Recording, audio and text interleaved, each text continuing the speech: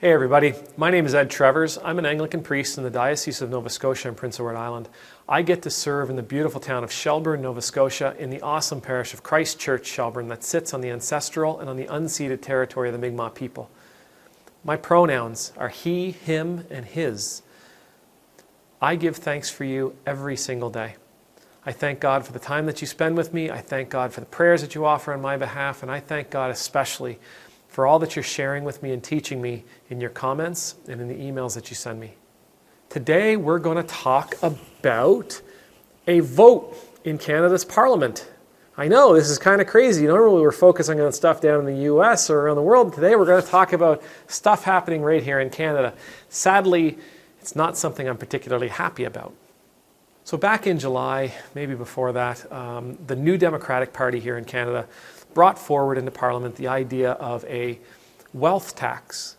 Now what this wealth tax consisted of was a tax on the accumulated wealth of a family, 1% for every dollar over 20 million. Break that down. If a family had accumulated wealth of, say, $22 million, they would be taxed 1% on the $2 million, because the first 20's tax-free. So they'd be taxed for $2 million. 1% on $2 million is $20,000. The Parliamentary Budgetary Office, that's the team that looks at the financial implications of laws, so that when a bill is brought to Parliament, they have all this information behind it. They determined that this tax, this 1% wealth tax, would have impacted 14,000 Canadian families. It would have generated $5.6 billion, and it would have cost about $150 million to implement. Given the way governments operate, though, overruns and all that stuff, let's say it cost $1 billion just for the sake of the math, and say that at the end of the day, the net gain from this 1% tax on 14,000 Canadian families for wealth over $20 million would have generated $4.6 billion. This tax was supported by 76% of polled Canadians. Okay, so all those Canadians that got asked this question, do you support a wealth tax, 1% on money over 20 million, 76% said yes, we do.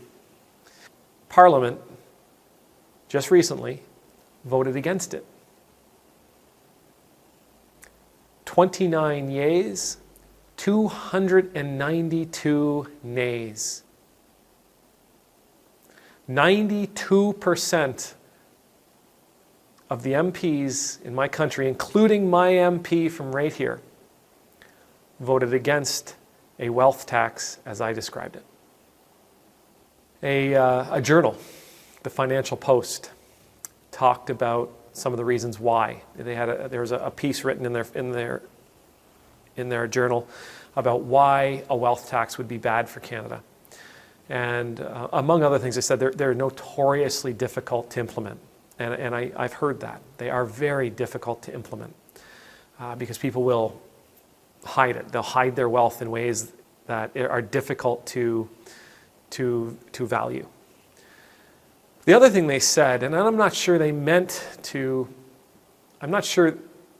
make this point or not, but they said that those people who would have been taxed, those 14,000 families that would have been taxed this 1% for their wealth, what they are prone to do is they are prone to take their money out of the stock market, because that is easily valued, and put it into things like art that are difficult to place a price tag on.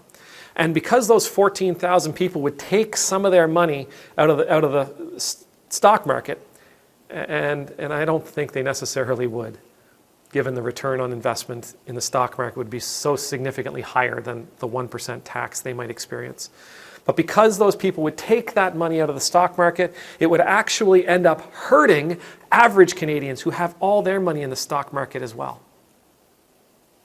Now let's assume the Financial Post is right and that they did it because they knew that if they enacted this bill, those people would take all their money out of the stock market and average income families across the country would suffer because the stock market would collapse or at least diminish in size.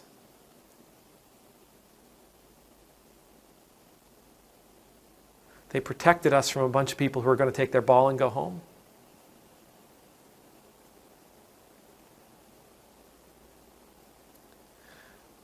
If that's the case, we got to acknowledge that we're in the middle of a broken system. Okay? When 3 or 4 1/100% of the population is capable of crashing the stock market and damaging the financial future, the financial means of millions of Canadians, we're in a broken system. And now if we look at the Bible, one of my favorite passages, something that I'm continuously weighing myself against, is what Jesus says in the Gospel of Matthew chapter 6. He says, no one can serve 2 masters. And now in this passage, he says, you cannot serve God and wealth. But the truth is, you can't serve 2 masters, period. You will always love one and hate the other. It's moments like this that we need to take a real hard look at what's going on around us. If it's true that you can't serve 2 masters, then we need to finally acknowledge the fact that our elected officials, our elected leadership, our elected politicians who tell us that they're going to Ottawa to take care of us, to protect us, to work for us, we just need to acknowledge that they're not. They're there for another reason, and it isn't us. They are not there to serve us. But we also need to acknowledge that any system where such a tiny fraction of the population could impact the lives, the livelihoods, the financial futures of millions of people, that system is broken. Right? We're not supposed to exist in a neighborhood where the rich kid who has all the best toys, when they get tired and want to go home, or they get angry and they want to go home, that they're going to take their ball and go, and we're not going to be able to play anymore. The system's broken.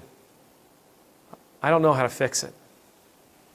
I would love to hear your ideas as to how we fix it. But ultimately, it is going to be up to us to do it.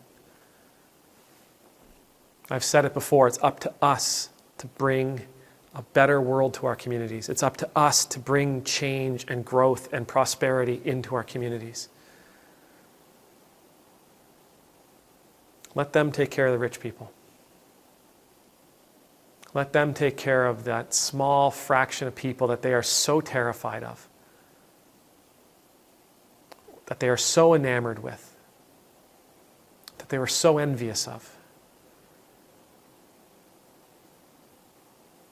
Let's you and I take care of the vulnerable. May the Lord bless you. May the Lord keep you. May the Lord make his face shine upon you and be gracious to you. May the Lord lift up his countenance upon you, and may you forever know the peace of being in the Lord's presence. And I pray that you will be bold and courageous, that you will be the driving, passionate force of change that your community needs you to be. Amen.